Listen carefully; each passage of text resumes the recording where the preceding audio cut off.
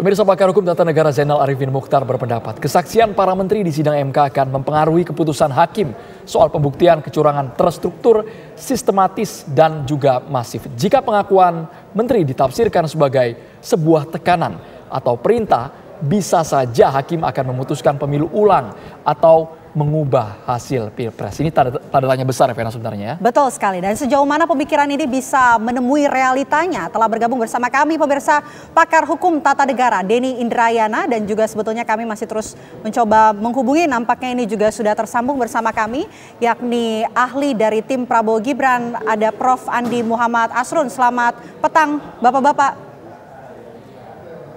Selamat petang. Selamat petang, selamat sore.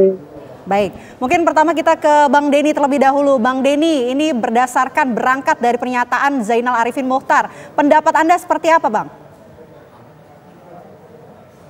Ya, memang seharusnya fokus persidangan di Mahkamah Konstitusi itu jangan lagi berkutat soal paradigma kuantitatif-kualitatif ya.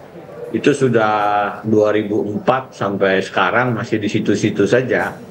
Yang sebenarnya terjadi dalam pilpres-pilpres sebelumnya itu bukan MK memilih kuantitatif atau kualitatif, karena sebenarnya MK memadukan kedua-duanya ya. Kuantitatifnya angka dilihat, kualitatifnya proses juga dilihat. Misalnya ada pertanyaan Hakim Yang Mulia Saldi Isra ke ahli, apakah di 2019 pada saat menyoal posisi calon wakil presiden Kiai Haji Ma'ruf Amin terkait dengan posisinya masih di BUMN itu kuantitatif atau kualitatif? Itu kan kualitatif begitu. Dan itu dijawab oleh MK. Nah, memang yang lebih krusial dan lebih problematik dalam sengketa pilpres kita itu adalah pembuktiannya.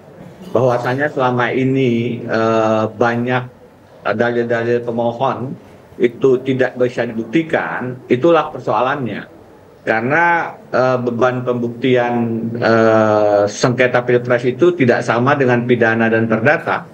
Masing-masing hanya punya waktu 1 hari, ya kan, untuk menghadirkan saksi dan ahli, untuk membuktikan dalil-dalil yang mencakup lokus deliktinya itu satu Indonesia dari Sabang sampai Merauke. Bang Denny Indrayana, Bang Denny berharap bukan sekedar ranah untuk kuantitatif maupun kualitatif di MK, tapi ketika ada pernyataan menteri, mampukah pernyataan menteri ini mengubah peta persidangan yang terjadi, Bang Denny Indrayana? Tergantung ya, yang akan dibuktikan itu kan salah satunya adalah dalil yang dibawa oleh pemohon baik 01 maupun 03. Kalau terkait dengan 4 menteri ini kan kelihatannya akan sangat related, berhubungan dengan bantuan sosial, bansos. Dan kalau kemudian itu yang disoal, tergantung apakah nanti cara hakim untuk menggali, mengajukan pertanyaan, dan jawaban-jawaban yang diberikan itu akan membuka apakah memang ada persoalan-persoalan yang melanggar prinsip-prinsip kepemiluan yang langsung, umum, bebas, rahasia, jujur, dan adil. Karena itu inti masalahnya. Di Mahkamah Konstitusi itu kita tidak boleh membatasi hanya pada persoalan berapa angka suara, tapi bagaimana suara diperoleh. Jadi angka bisa tinggi, tetapi kalau cara mendapatkannya dengan cara-cara yang melanggar konstitusi, melanggar prinsip luber, jujur, dan adil, itu pun problematik begitu. Dengan cara-cara yang tidak diperkenankan atau tidak diizinkan oleh konstitusi. Nah, apakah kehadiran 4 menteri besok itu akan mempengaruhi putusan? Ya tentu saja tergantung dengan kualitas keterangan yang akan besok disampaikan oleh para menteri. Dan tentu saja kalau terkait dengan bantuan sosial, apakah itu punya dampak elektoral? Artinya bukan hanya angka sebenarnya, tapi juga dampak kualitatifnya. Misalnya begini, apakah tidak hanya apakah dia berdampak elektoral secara angka, tapi apakah ada pelanggaran-pelanggaran yang menyebabkan ada yang disebut dengan politisasi atau personalisasi bansos, yang menguntungkan salah satu pasangan calon. Baik Bang Denny, sekarang kita menuju ke Prof. Asrun. Prof, ini bagaimana dari pandangan Anda sendiri mengenai kesaksian menteri ini? Apakah nanti bisa mengubah hasil dari Hakim Konstitusi? Yang jelas biar ini dengar juga nih, bahwa keterangan menteri besok itu kapasitasnya adalah yang disebut sebagai informandum, memberi keterangan. Karena itu besok menterinya nggak disumpah. Jadi MK membutuhkan keterangan teknis, bukan pembuktian dalil. Nah, kalau pembuktian dalil itu Hakim MK berpihak namanya. Nggak bisa.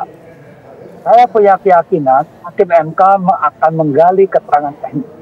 Ya, misalnya kapan disalurkan, ya kan? Kemudian bagaimana proses pembuatan anggarannya, ya, siapa kementerian mana yang bertanggung jawab. Itu semua hal-hal yang teknis.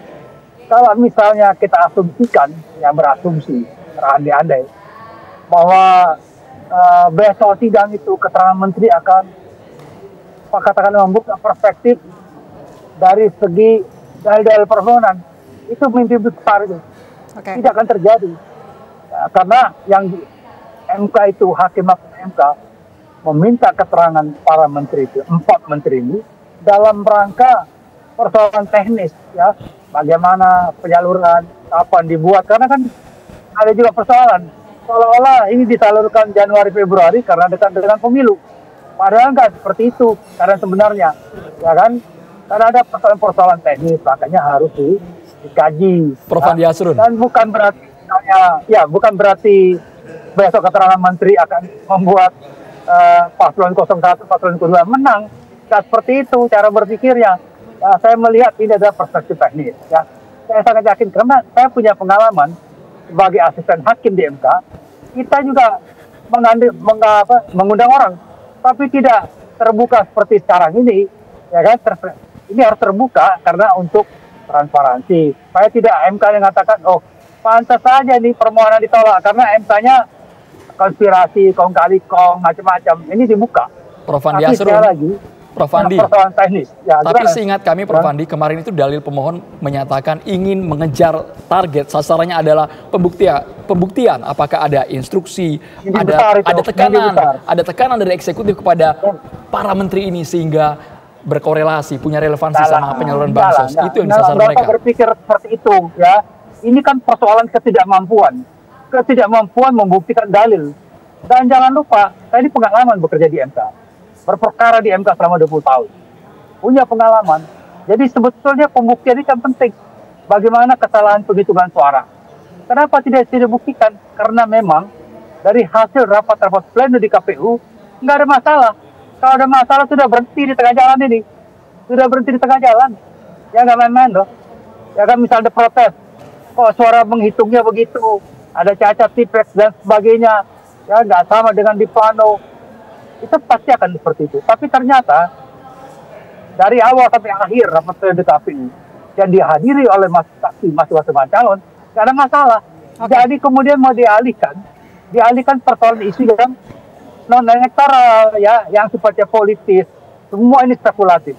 Tapi sekali lagi, kita tunggu besok, kita lihat. Baik. Tapi keyakinan saya, ya, ini persoalan teknis saja, kayak gitu kira-kira. Ya. Baik, kita tunggu besok. Tapi mungkin Bang Denny, ini akankah ada kejutan dalam pemeriksaan 4 menteri besok? Mungkin dijawab nanti usai jeda. Kami tahan terlebih dahulu, pemirsa. Kabar Petang akan kembali saat lagi untuk Anda.